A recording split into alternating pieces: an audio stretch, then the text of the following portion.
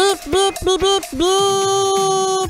Oy, mga bes, ngayon ay viral ang isang, Martian, ang isang foreigner vlogger na very disappointed sa mga Pinoy na nagtatrabaho at tumatambay, yes, nag-aaral, no? Nagtatrabaho kasi may mga laptop sa Starbucks. Oh, yes, mga bes, viral yan at pinag-uusapan yan, mga bes, dahil nga, para bang naisip nga natin, oo nga, no, ang dami nga talagang nag-aaral at ang dami nagtatrabaho gamit ang kanilang laptop sa Starbucks. Ano masasabi mo dyan, Martian? Sa masasabi ko dyan sa vlogger na foreigner, anong pakialam mo? Pakialamanan! Nandito ka sa Pilipinas! Uy! Martian, baka marinig ka ng foreigner na vlogger. Sikat yun, oh. Baka marinig ka. Hayaan mo na, Rico Panyero. Hindi na ako naiintindihan kasi sa Tagalog. Kaya pala ang tapang ni Martian, no? Pero napapansin nyo ba yan, mga besa, no? Kung kayo napapadaan lang, sige na, no? Kasi hindi naman natin lahat afford ang mag-Starbucks, no? Talagang napakaraming tao at nag-e-enjoy sila sa pagstay sa kanilang pag-aaral at saka pagtatrabaho. Pero kung maraming tao, mga bes, nakaka-focus pa ba sila sa pagtatrabaho at sa pag-aaral kung maraming tao? Kasi kung ako, Martian, no, Kuya Joshua, pumupunta sa Starbucks, ayun ay may nagyaya sa akin, pero matindi ko pinag-uusapan kung magkakape ako dyan sa Starbucks. Kasi wala kang pambili. Grabe ka naman. Hindi ako coffee person. Hindi ako Hindi ako fan ng mga mamahaling kape.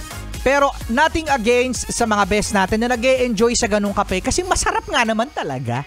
Masarap at gising na gising ka talaga sa Starbucks. Pero mga best, 180 pesos ba, Kuya Joshua? Ang small. Oo. Ano ulit yung size doon? Small, 20? Hindi alam. Hindi alam. Oh, di ba tama, no? Small. Oh. Ayun!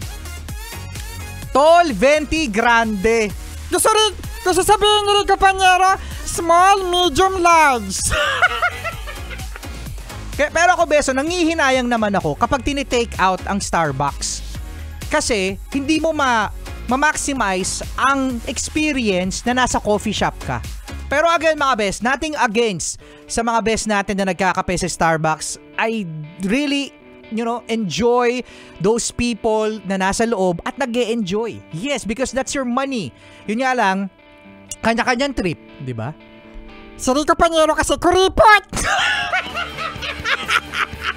At dami-dami mo sinasabi, Martian! Kuripot, si Rico, kuripot. Ewan ko sa'yo. Ito na ba, isang kamikaze sa kantang Narda. Okay, Martian, intro. Ito na, Rico. Sige, paano yan? Na na na na na na na na Narda. Rico, kuripot. Rico, kuripot.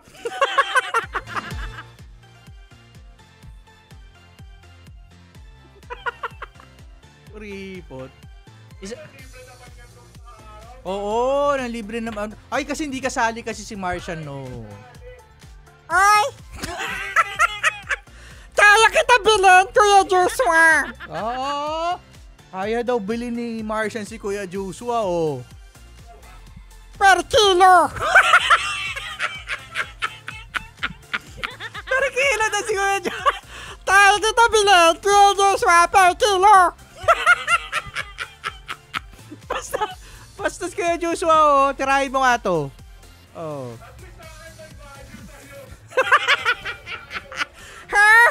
Hindi naman.